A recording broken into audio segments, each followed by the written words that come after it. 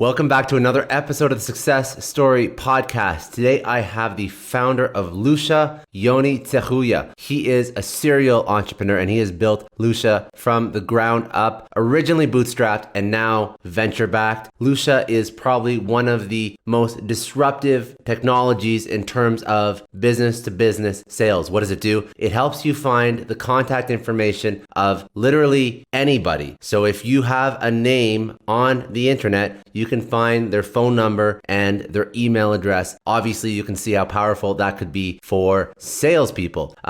It has won numerous awards. It is one of the fastest growing softwares of 2020. And it's also received the top 100 best software companies by the very notable G2. Yoni just raised a round of funding, but he did build this from the ground up. And we're going to speak about how he focuses on product-led growth and what that means, why it matters to focus on building the best possible product you can, and that's how you win the market. We're also very fortunate to be sponsored again today by Gusto. Gusto is your one-stop shop for all payroll solutions for small business owners, large business owners, or entrepreneurs. So if you want to get rid of some of the headache of the day-to-day, perhaps admin items that you just don't want to deal with as a business owner, definitely stick around till around halfway in this show, and Gusto has a special offer for you. Without further ado, another episode of the Success Story Podcast.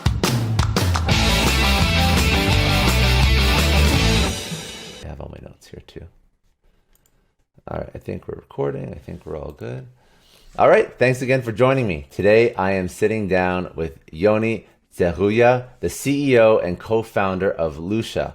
Yoni has an incredible career coming from AT&T. So he's worked in telco as a developer. He was the founder of Yaps and now, of course, a serial entrepreneur growing and scaling Lusha very successfully. What is Lusha? Well, I'm going to let Yoni speak to it, but a couple notable points. It was named the top 100 G2 best software company, so it was rated by G2. It was also rated one of the fastest growing products in 2020. It's all focused on B2B customer insights and data points. But then, Yoni's the expert, so I'm going to let him go into it. But Yoni, thank you for sitting down. I'm excited to, I've used it. I've tried it with my own team. I apparently was pronouncing it incorrectly every time I trained anybody on it, but that's okay. So, I know the product and I'm excited to sit down with you and, unpack your journey and figure out what you're trying to do and how you've done it successfully with Lusha. So thank you. Great. So thanks for having me and thanks for the warm words. I can talk first about Lusha and what are we doing, and then we can discuss, about the journey. So Lusha is a crowdsourced B2B data company which helps salespeople and marketing people find their next customer.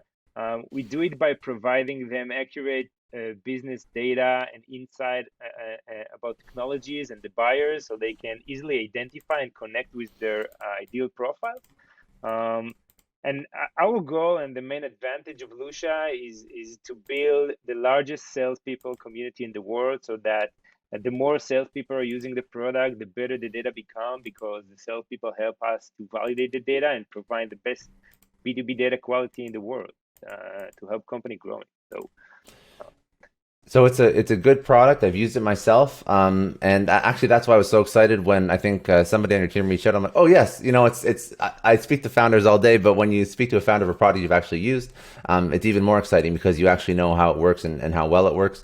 But let's break down your journey first, so we can understand where you came from, how you got to where you are today, and then also most curiously for me, why you decided to build another B2B data sales and marketing product in probably one of the most competitive industries, oversaturated industries, and everyone is trying to do similar things in the same space. So anyways, go ahead. Tell me your story. Where did you come from? Yeah. So first, I know I'm 36 years old, have 3 little kids. I graduated as a software engineer in 2011. And the very first years of my career was building mobile applications, which are mainly focused on user experience, sleek UI, mainly B2C world. And as a side effect, I also learned about data and how to, cleaning up data and just play with the data work. But nothing with it from it was related to B2B in general. And in 2016, I met my Asaf, which is my co-founder in Lusha. And when I met him, he honestly only wanted data from me. He just looked for someone who you can buy data from, and then someone introduced us. But I met him, and I didn't want to sell anything, but I met him, and then he told me, you can build this an extension over the web to provide business contact details, and each one of us, went to his home, and after 2 weeks, I spoke with him again and told him, hey, I didn't stop thinking about this idea. And he said, you know what, I didn't stop thinking about it as well. And then we said, okay, so let's do it together. Because I knew, I have a lot of experience of how to build technology and product, but I didn't know the B2B at all. And his experience was exactly from the B2B and business area. So the way we started to work together was beautiful, because we just complete each other very, very quickly. And for the question, why did we decided to go to this industry? Everything happened bottom up. We didn't, thought about it that we will get to where we are today. We just saw a problem back then in 2016, and we thought that we can provide a really simple and easy solution to the market. And so we just started to develop it. And the first version, we developed it, I think, in 2 months. We released it to the world, and everything was so slow. Search contact details took like 8 seconds, sometimes 100 seconds in average, but we just released it to see what's going on. And we released it mainly to recruiters at the beginning. Asaf's background was from the recruiting and headhunting world, so he knew that they need that. And that was the main target audience. But very quickly, salespeople encountered with the product and saw the benefit of it for their needs, and started to use it as well. And so everything was just growing bottom up organically since then. Today, our main focus is only sales, mainly sales and marketing, recruiting. We're serving them as well, but it's not the main roadmap of our product currently. And the beautiful part is that, Lusha is 5 years old, and I think the first 4.5 years we did it as Bootstrap company, and everything, just built organically bottom up, because we listen to the customers and just solve what they need. And this is going to dovetail very nicely into, we were chatting before we started before I hit record, and we were like, where do you want to take this podcast? And you said a lot about, let's chat about product-led growth, and what does that mean, and why does that allow you to be successful? And it's an interesting point. And I think that going into this market, because there are a lot of solutions that do similar, if you try and compete with these fully developed products day one, especially if you're bootstrapped, you're probably not going to do so well, right? So you have to grow with multiple iterations. So describe to me through Lusha, like what is product led growth? What does that mean, and how did Lusha sort of adopt that strategy? And also, why did you know that was a strategy that you should take? How did you know that? The beautiful part is that we didn't know at the beginning. It's a good answer. It's an honest answer. As you understood, my background was B2C product. So when we thought about building the product, my intuition was, okay, so let's build something simple, which anyone can start using for free. And if you want to buy, you can upgrade premium, because this is what I knew from mobile work. I didn't know that it is so rare in the B2B world back then. After several years, when after 3 years, I think we learned that there is a name for that, which means product-led growth, and we suddenly did that without even thinking. But I think the benefits of product-led growth is exactly what we thought. We just didn't know how to say product-led growth back then. And the idea is that if you're not doing product-led, you're classic B2B company. It means that once a visitor goes to a marketing website and he reads the value proposition, let's say he understands that, because in a lot of cases you just don't understand, and then you want to use it. What you see is that you have a form which you need to fill up the form and then schedule a demo. And today, and I as a consumer, but I think 75% of the people today doesn't want to talk to a sales rep before they know the product. They want to talk to someone after they know the product and when they have questions. So the whole idea of product-led growth is that just open the funnel. Let the user try before he buy. Let him even buy, but only if he needs scale, and only if he needs or have any question, he will go to the sales team. And so what product-led is doing is that the product is out there. Anyone can use it. You go to a marketing website, you can sign up for free. You can start using it for free. You can even buy it self-service. You don't need to talk to anyone. And if you need to talk, you can do that. And I think at the beginning, a lot of salespeople, even those we hire here in Lusha,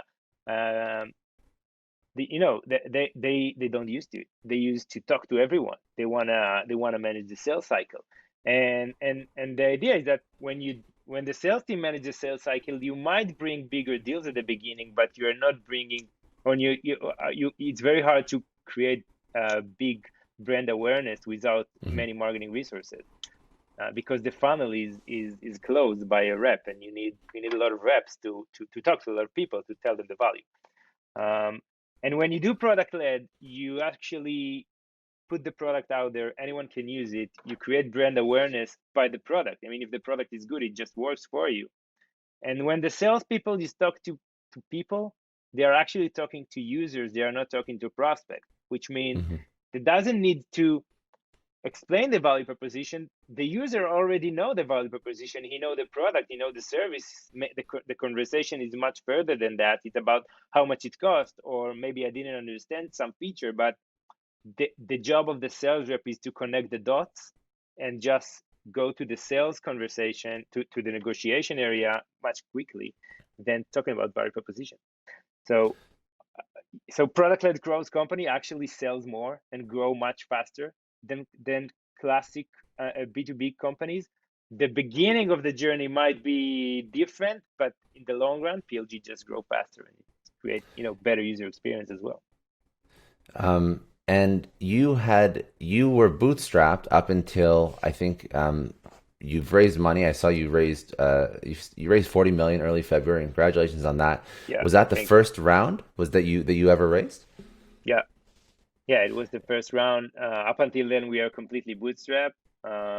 We reached to almost 15,000 customers, totally bootstrapped. And the reason we succeeded to do that was exactly because we did it product led. So a lot of our customers are completely self-serve. And those who need scale or wanted bigger solution, well, we sell them via our sales team, but the sales team just speak to those who want to buy. They're not just talking to cold people. And when you're doing product-led growth, you're focusing on the product, but also you must have some sort of inbound or demand gen.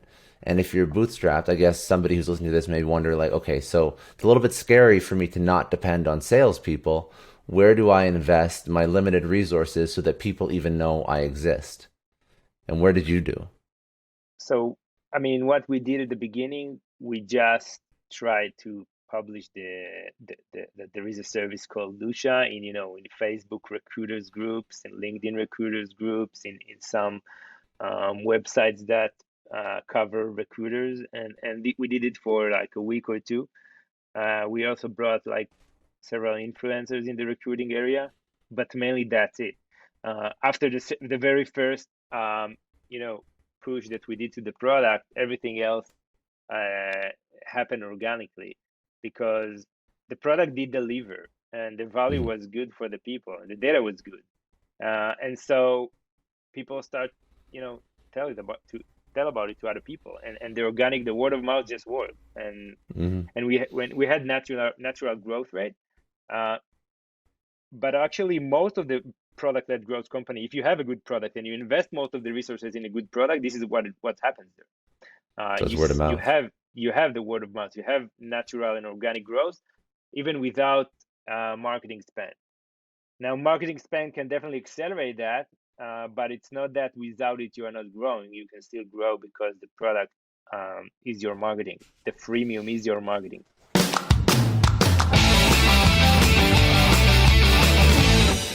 Hey, Scott here. We're just going to take a second and thank the sponsor of today's episode, Gusto. This is a one-stop shop, one place you can go to take care of all the payroll issues, all the payroll stresses that you have to deal with as a business owner. Look, 2020 has been a rough year. We can all agree on that, and 2021 is pretty rough too. But if there's one thing that small business owners don't need is more headache. One thing that you've learned in the past year is that you have to focus on your business, because Gusto isn't just built with businesses in mind, is built with the people who run businesses in mind. Their payroll system is the easiest to use, and I've used a lot over my career. Gusto automatically calculates paychecks. It files all of your payroll taxes. It also helps with time tracking, health insurance, and a ton of other HR nightmares that you just don't want to deal with. It also gives you access to HR experts who can help you. It's super easy to get started and set up. The switching pains are nil. Why? Because they will move over all of your data for you. 94% of customers who switch to Gusto recommend Gusto as the best payroll solution they've ever used. And this is the offer you're waiting for. Anybody who's listening right now on the Success Story podcast, you get 3 months free. This means you can try it without any stress. Go to gusto.com/Scott. That's gusto.com/Scott, and that will give you 3 months free to try it out for yourself. Play around with it, see if it works for your business. I'm almost positive it will. All right, let's get back.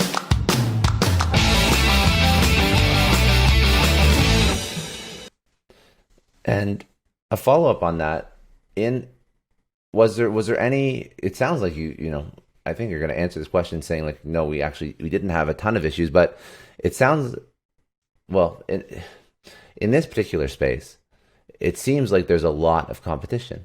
So yeah. How did the way you differentiated was just having an incredible product. That was really how you did it. I think two things differentiate Lusha for the market. First is the data quality. At the end of the day, it's all about the data, and we succeeded to provide very good results at the beginning of the journey. So the data was good, better than most of the competitors back then.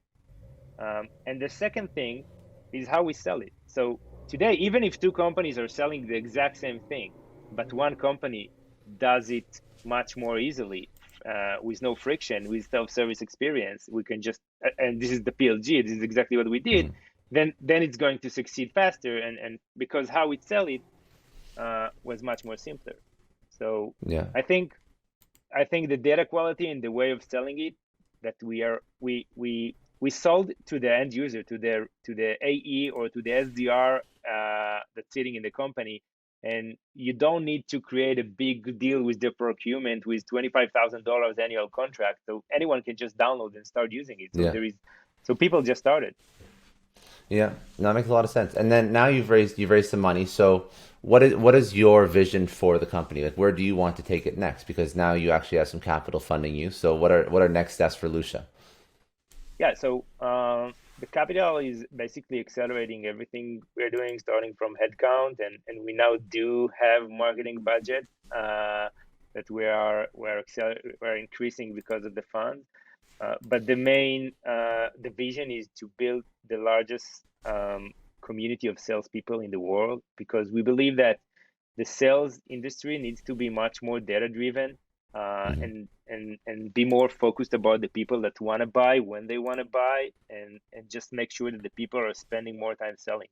So instead of trying to, spray and pray to everyone with cold calling or whatever other approach a lot of companies are doing today, we want to provide them really accurate data so they won't spend time on just, those who doesn't want to buy, and try to provide the best intent and timing to do that, both for sales but also in the future for customer success as well, because I think No, it's very smart. And then I guess just a follow up, because you're in the industry, what are the trends that you're seeing, like the best practices in sales that if somebody's listening and they're perhaps in a more legacy organization, or they're not sort of, up to times with what works, what do you recommend people start to do as a sales rep or as a sales leader? I think what we see as trend is that more and more companies are not trying to necessarily talk to as many people as possible. Like I said, spray and pray. It's more going to be to super prospecting, to be very, very accurate about who you want to spend the time on. And this is exactly also what you're doing in ABM. But you just want to know who you want to run after, and then work there and get deeper in the organization. So you need to know who you want to reach out, and not just spend time on a lot of customers. So we see the trend in sales teams going to that direction, and this is what we enable, and trying to provide even better data points to do that. And one thing that you did touch on, and I just want to sort of reinforce while we're on the topic. You mentioned about getting people to spend more time actually selling. Like, I'm sure, even the fact that you created this initial iteration of the product as a Chrome extension, so that Yeah. people aren't navigating to a web app or some other application and taking them away from their prospecting. It's meant to be like seamless with their workflow. Um, speak to the issues that sales reps have, because I know you see them with spending too much time on non-sales activities, and how this solves for that. Yeah, I think salespeople today spend a lot of time on admin work and identifying who they need to talk to next, and understanding the trends in the company, so the conversation will be more slick and they will know what to discuss about. And honestly, what happened, and this data is according to Salesforce.com, salespeople are actually selling 33% of their day. So the Hmm. rest is about admin and prioritizing and aggregating data. So if you provide them higher quality of data, or you help them prioritize the leads based on some criteria like industry, number of employees, or technologies, or stuff like that, they can spend more time selling, because you actually help them with automation and data to prioritize their work. So I think that the industry is going that direction, how to optimize, and the optimization is based on data, like in a lot of other areas in the world today. And then the last question, then I sort of have some rapid fire just based on your career. Say I'm a sales leader, and you're trying to sell me on Lucia. Obviously, the magic is in the data, and how accurate it is. Like you said, that's important from the start. So how does Lucia, or how would any company, probably, you have experience because you're the CEO of Lucia, but how would Lucia guarantee that their data would be better than other companies without disclosing trade secrets or proprietary IP? What is it that you do differently? So there are two answers for that.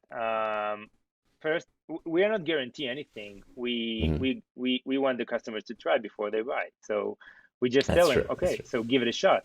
Just try. You want extra credit? You want a trial? Okay, we will give you a trial. We want you to be happy with the results, and so that you will want to buy.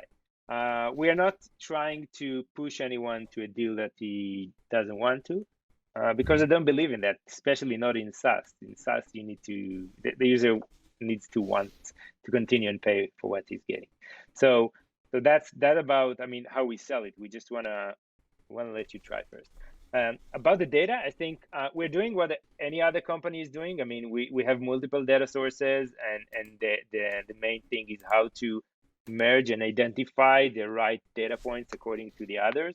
I think the main differentiation of Lusha is about the community and the size of the community.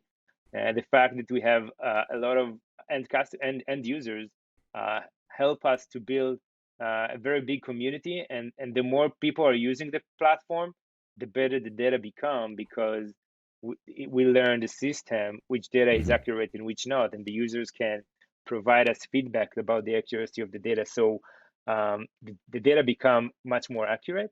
And that's the main challenge of this industry, because people are switching jobs approximately every 3 years. So even if you have a very good data today, in a year from now, a third of it's going to be outdated. So Mm-hmm. the challenge is, how do you make sure that you are accurate as much as possible to the reality, to the real world? And the fact that we have a lot of people in the community just help us do that faster and provide more accurate data. No, that's it's an interesting point too that I've never thought about that, but it's a especially like with COVID, with even with just general uh, attitude towards staying in one job for a period of time. Everyone wants to shift. Everybody's always shifting for better or for worse, and that provides a huge challenge for a company like yours. So it makes a lot of sense. And I actually didn't realize that that community component was so important for Yeah, verifying and validating that data. But that it makes a lot of sense, right? You're just getting your users to keep reinforcing what's good and what's not. exactly. And then I guess the last question I would have for you just about Lusha, a lot of the focus is on LinkedIn. Speak to me about some, because I'm all like you're preaching to the choir. I'm already bought into using LinkedIn, but coming from you and what you see, what are the benefits of using LinkedIn versus just calling or just email? I think LinkedIn today is the online CV. Yeah. So and you have more data points that are exclusive for LinkedIn, that you can just learn about the profile. And so what we see from salespeople is that they're trying to know who they're gonna call to, and what happened with this company, so that they will make sure that they're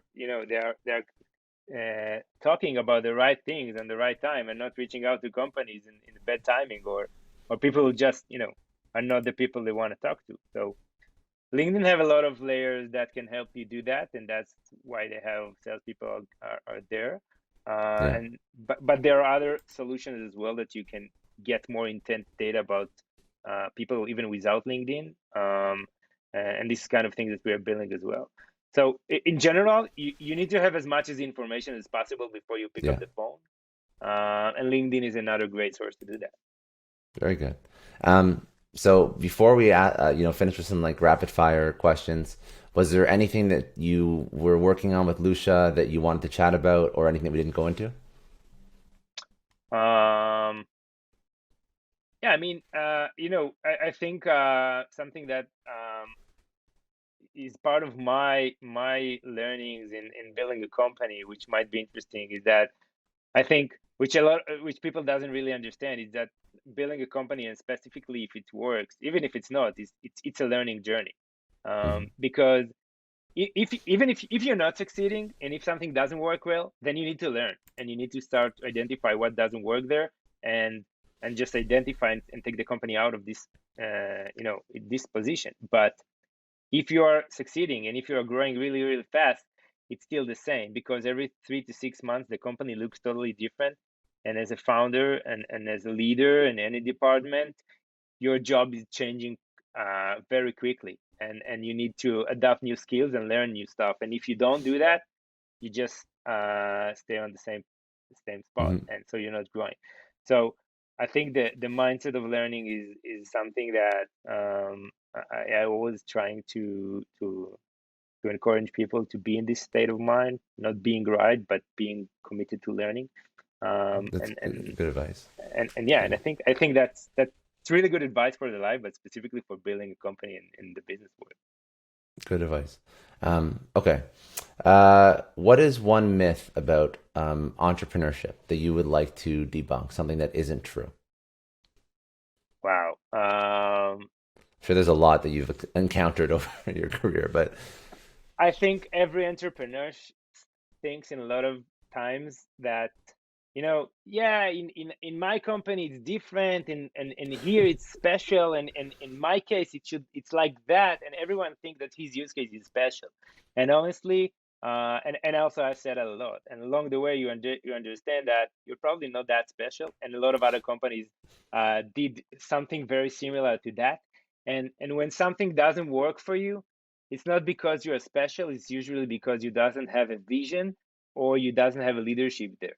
And so what you need to do is take your hands, being some do some hands-on work, and build up the vision. So once you know the vision, you can delegate, and then it works. So mhm. um, I think you can learn from other companies and just solve your own problems. Good advice. Very good advice. What are some resources? It could be a podcast you like, it could be a book, it could be a mentor or a person that have helped you that you would recommend people go and check out. Wow. I read a lot of books. In general, I think I'm a young entrepreneur in Israel. When you graduate in age of 27. So I built up the company very early on in my career. So I read a lot of books, and I think anything that bother me, I try to find book or post or anything to just learn and solve that. Because if I won't solve it, eh, no one will. And so if you want some, some names, the things that I'm reading right now, which is probably one of the best book, is 15 Commitments for Conscious Leadership. Hmm. Um, and it's a great book. It's by Jim Detmer. It's a great book. I think I learned a lot from that, and it really shaped the way I try to manage and run the business. Good. That's actually one that's never been recommended before. So that's like I have a shelf behind me with a whole bunch of books. I have to go check that out because I've never heard about that one before. But that's good. Thank you. Good. um, okay. Let's see. What else did I want to go into? Oh, and then one question that I ask everybody: what does true success mean for you in work or personal life? Wow, beautiful question. True success is actually doing. I like to build stuff, but the true success, in my opinion, is just do what you love to do. And for me, do what I love to do means also work with the people I love to work. And I always try to work with people that, you know, provide and give me energy and not taking energy out of me. So it's people that I can spend, full day with them without even noticing.